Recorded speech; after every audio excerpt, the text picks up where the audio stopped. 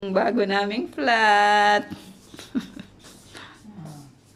Ito yung aming kusina. Bagong pillar. May bagong May bagong pillar. Para po ito sa mga maliliit lang na mga tao. Ito yung mga tawag dyan? Condiments and spices. Kompleto. Meron ding maliit na Lutuan. Meron laki ng basurahan. Ito yung lutuan namin. Ito yung basurahan.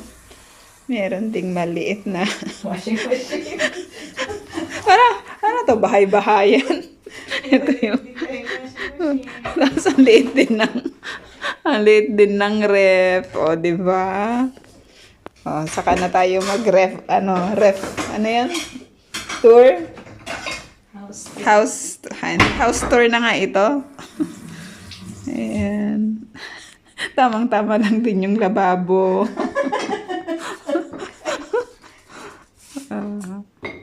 That's it na ng mango. Ito yung CR.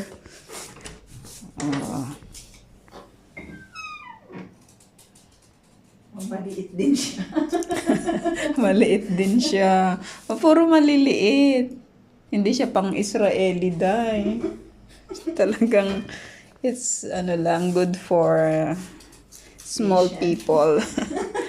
And this also is also maliit, the microwave. Yes. And They're all cute. cutie pie. At ito mga upuan ng cute din.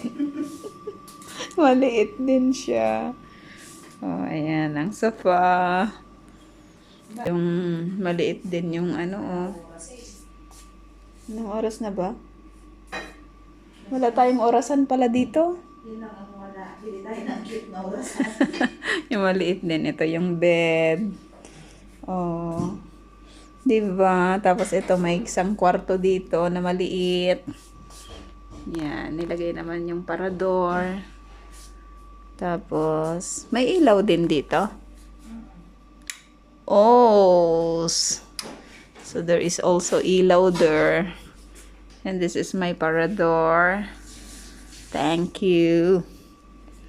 Ayos na rin. Ayos na lahat ng mga gamit. Ano ito, Mananggara? Kailan ka nag-aayos dito? Ha? Kailan ka nag-aayos? Anong kailan nag-aayos? Nakailang ayos ka na dito? Mga Maliit lang siya pero cute. Oh, nandun na rin yung naka-display. Yung mga bata. Meron din dito. Ayan. Oh. Naka-picture. Yan lang ang flat natin. Oh, sinong gustong makiplat? walang gamit. Yung ito, hindi pa ito naaayos. Maghahanap pa ng lalagyan. Ito, iuwi ko to. Yan. Sa trabaho. Okay na. Okay. Welcome po ang bawat isa.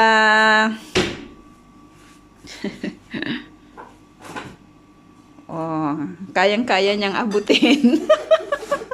Hindi na niya kailangan ng tungtungan, di ba? Saya-saya. Oh, yan.